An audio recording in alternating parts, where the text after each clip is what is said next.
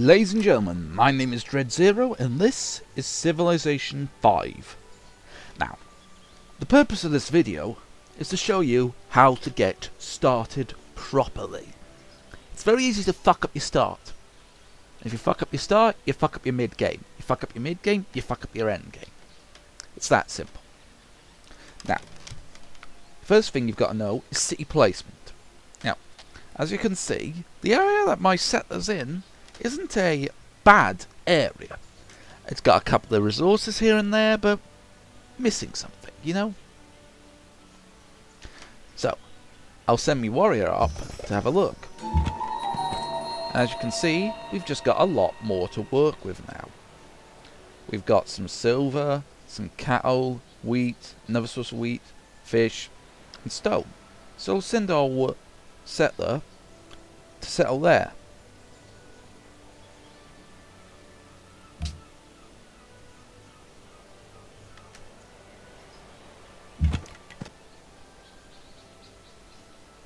Anyway, what we're going to do is set up Washington here and start our civilization in motion. Now, first thing you should do in any city is build a scout. Okay? This means you can figure out what is around the next hill.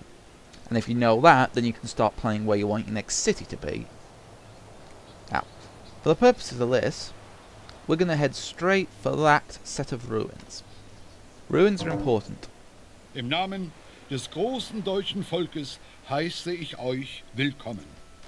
And that's the first civilization we've met. Now, the main problem with this is Bismarck isn't a real bastard.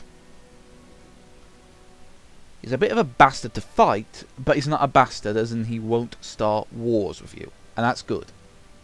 The problem is, if he's this close, we're going to be encountering a lot of resource wars. But we'll take it as it comes. Oh, and we found a natural wonder. Cerro de Potosi. What is that, Spanish?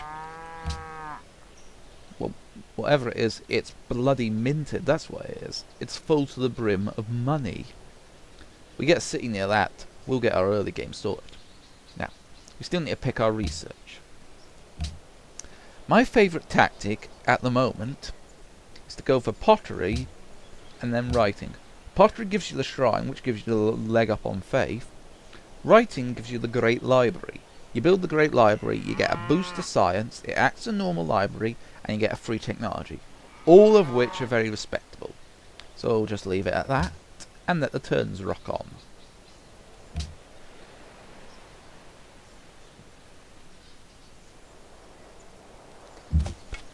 And we've got some culture for those ruins, which is good. Means we can get our first policy up next turn.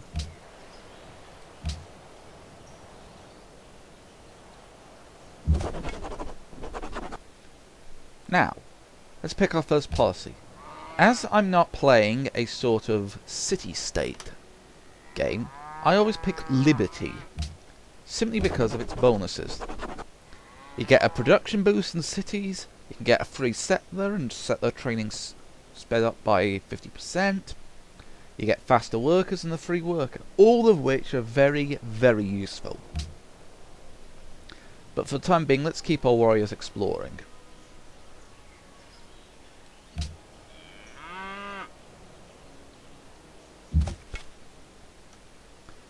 Okay, so we have now got a pretty good idea of the local area.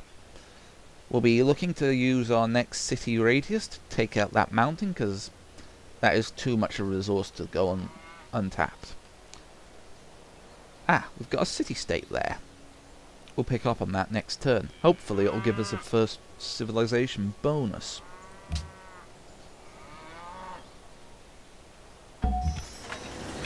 And we've got our scout up. This is good. Now, I just send my scouts out on automated. That basically means that they find stuff and I don't have to click all the time, meaning I can focus on growth. Now, we'll send our warrior up to say hi to the city-state. And we've got the first bonus. 30 gold, not to be sniffed at, and 8 faith. That means we get first pick of the Pantheon next turn. Now in Washington, we'll be getting a monument up. We need that extra culture. Culture is important. You need it for your policies. The more policies you get, the stronger your civ.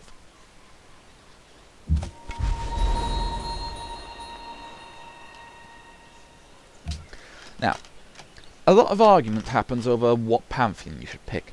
I personally go for Messenger of the Gods, simply because it's the only one with a science bonus.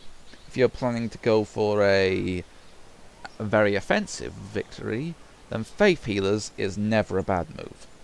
30 hit points per turn near a friendly city. That is always good if you're sort of get in, capture a city quick, and then you can tell your men to fortify by that, while they quickly heal up. Very useful, but not me. Grasp of Protection is also useful if you're planning on being a bit of a turtle. But as I'm now going to do neither of those things, I'm going to pick Messenger of the Gods. Because science is useful. Oh, and we've met Venice this turn as well. Very useful.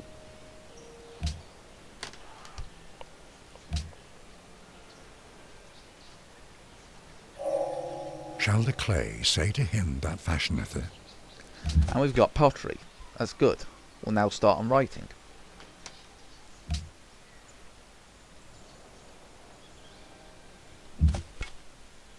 And we'll keep our warriors exploring.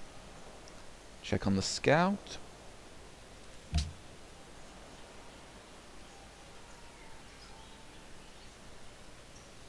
We found Berlin, which is bad because that is very close to my capital. That's about 3 or 4 turns march. We'll have to be careful.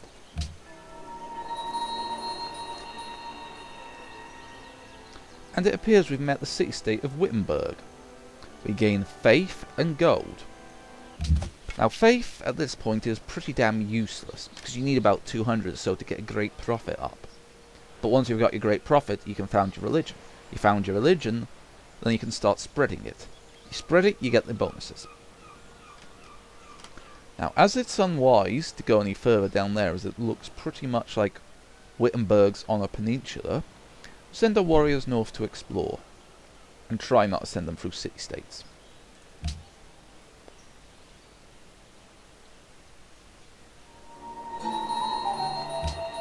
Ah, it appears my scouts have discovered some ruins. Let's get them to look into those.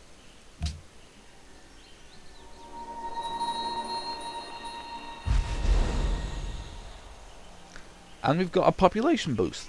Very good indeed. Now there's some more ruins over there, so let's tell my scout to get there.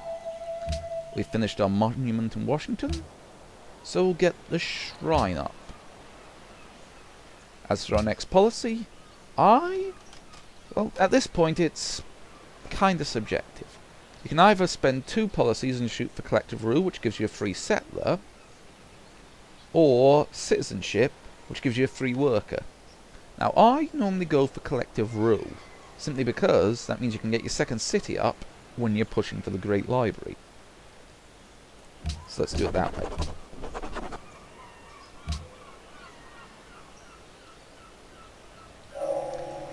And we've discovered writing, that's good. Now we'll quickly tell Washington to switch production to the Great Library before anyone else gets anywhere near close enough. And we'll keep our warriors exploring. Now, we've now got to click our research for the next turn. Now, let's think, shall we? We've got something that needs a quarry, something that needs a mine, and something that needs a pasture. As such, we'll go for mining, masonry, animal husbandry. And then the wheel. By the time we research the wheel, we should have got our next city up. We get the wheel, we can build a road to the city and start harvesting science and trade. All useful.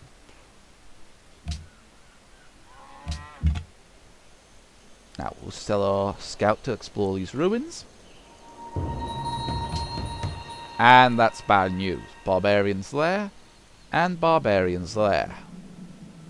I didn't know we were in Stamford Bridge at the moment, but oh well. Normally I'd attack them for the money, but seeing as all we've got's a warrior and a scout, this is going to be a bit bloody and slow. And we've discovered the borders of another civ. I'm not sure which civ that is. Might be Austria, might be England, I'm not sure. But let's just keep going.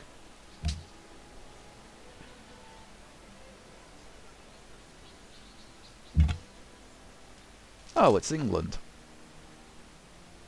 We are pleased to meet you. I'm bloody well not. You're slowing up this video, love. Now, we can't move through without declaring war, so let's put a kibosh on our exploration.